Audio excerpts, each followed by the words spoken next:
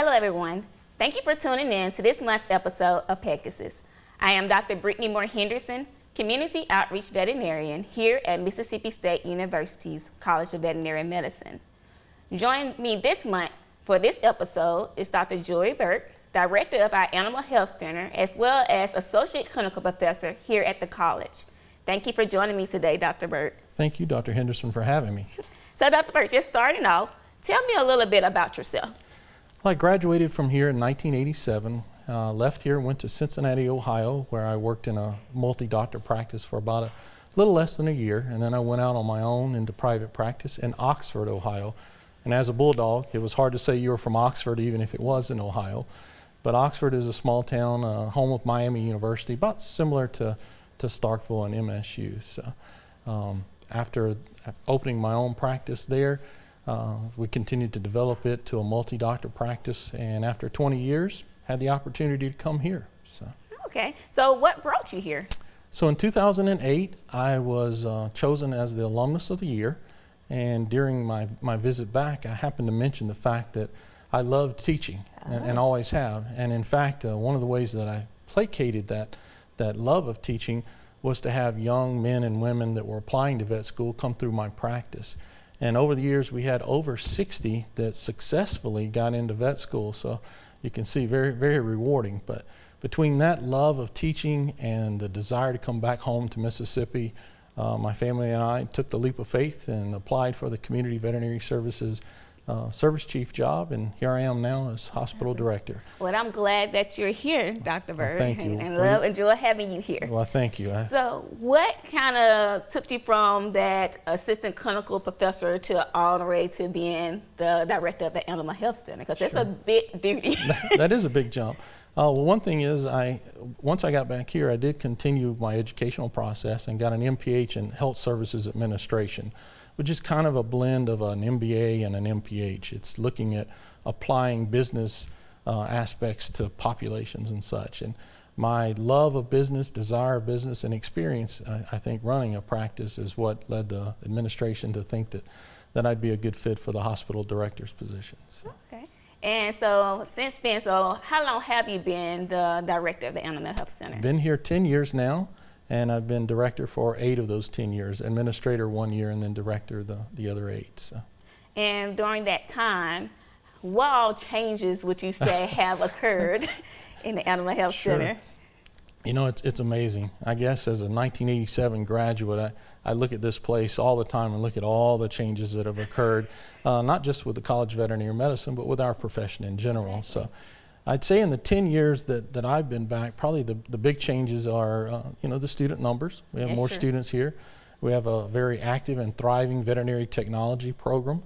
We've continued to expand our ologies to offer more of the teaching aspects of like oncology, neurology. Our neurology service, I know you're aware of here at the Veterinary Specialty Center out on Stark Road. I mean, to think that they have access to CTs and MRIs and linear accelerators to treat brain tumors and all, it's exciting. So lots of changes, lots of good things. Like I said, we continue to grow and progress. Exactly. So looking at it, because I think a lot of people don't realize that actually the Animal Health Center exists. So can you tell a little bit about all the different services that we provide here at the college? Sure.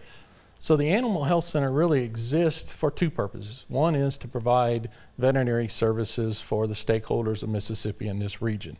And those stakeholders can be people that have production animals, catfish ponds, beef cattle farms, et cetera, or what you and I work in, the pet side. So it serves 2 purposes. First, to provide those services, and then secondly, as a teaching hospital. So it's where our veterinary technology students and our veterinary students get a hands-on experiment in an environment that is safe and nurturing. So again, they get to work up a case, and fortunately, with the faculty that we have, they realize not everyone gets from point A to point B the same way. And like I said, the students feel like they can make those mistakes while someone else catches those mistakes without it being a detriment to their patient. And like I said, I think provide them with a good basis to leave here into their externships or even into practice and like I said, feel confident, because many times that's what they're lacking. They have the knowledge, they just lack the confidence. Oh, I definitely understand that. So, Dr. Burt, so thinking about it, so we provide services to the community here at the Starkville community as well. How do we pretty much work with the local community as well as our local practitioners? Sure. So, like I mentioned earlier, we are a referral level service. So we provide referral services to any veterinarian really across the country. In fact, we do that across the U.S. but predominantly in the Southeast U.S. So a veterinarian that's out in private practice may have a case that's a little more advanced, or they're not quite sure how to go with that case. They can call in here, talk to one of our specialists. They can assist them with what diagnostics to do, what treatments to do, et cetera. And if they feel the need, even refer it in here for our specialists to care for. So that's one level of service that we offer. We also offer primary care services, so things that normal veterinarians do. And like I said, again, for large and small animals, we offer those services. We offer emergency services and support the general region with those, as we're open 24 hours a day, 365 days a year. Yes. So, like I said, emergency services are offered.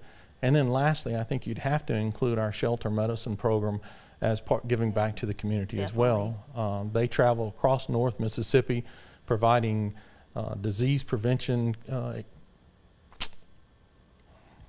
So pretty much just all disease of prevention and population control to the shelters across North Mississippi. Exactly.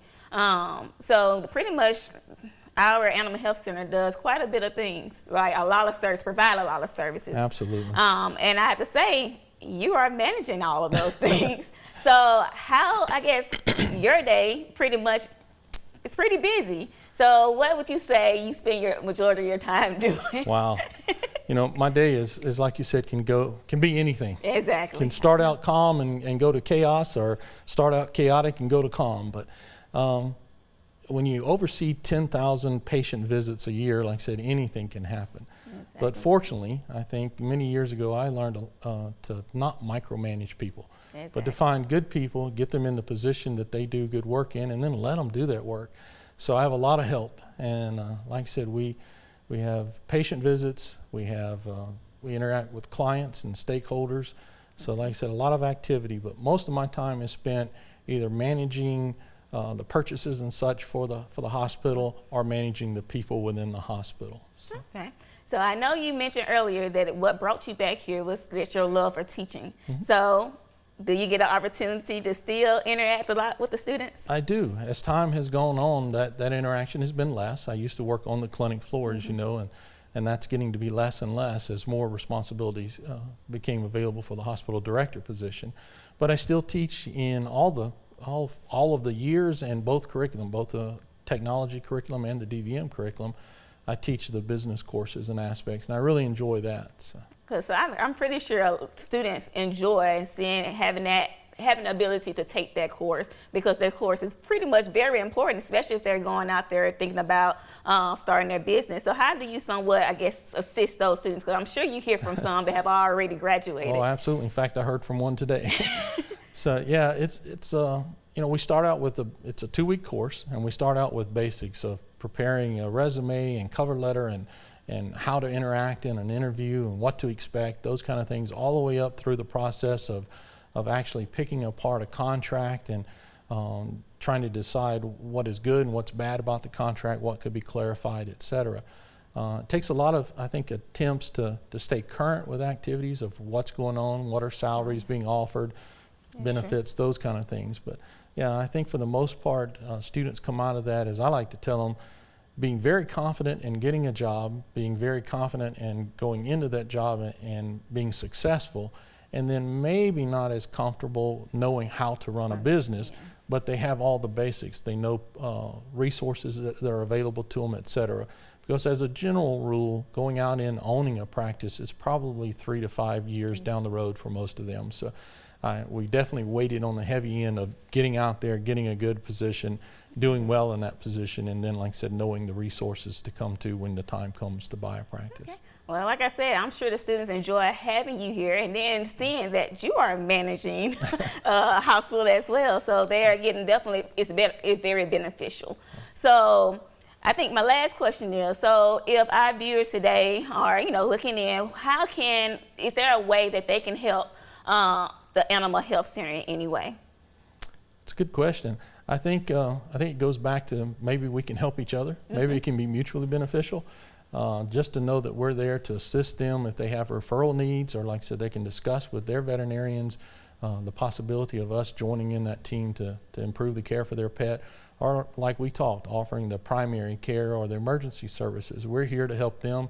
And of course, those caseloads help us with teaching our veterinary students and veterinary technology students. Exactly. Thank you so much for joining me today, Dr. Burt. Thank you, Brittany. And well, that concludes this month's episode. If you have any questions, suggestions about today's show, do not hesitate to contact me at brittany.henderson@msstate.edu. I look forward to hearing from you and seeing you next time here on Pegasus.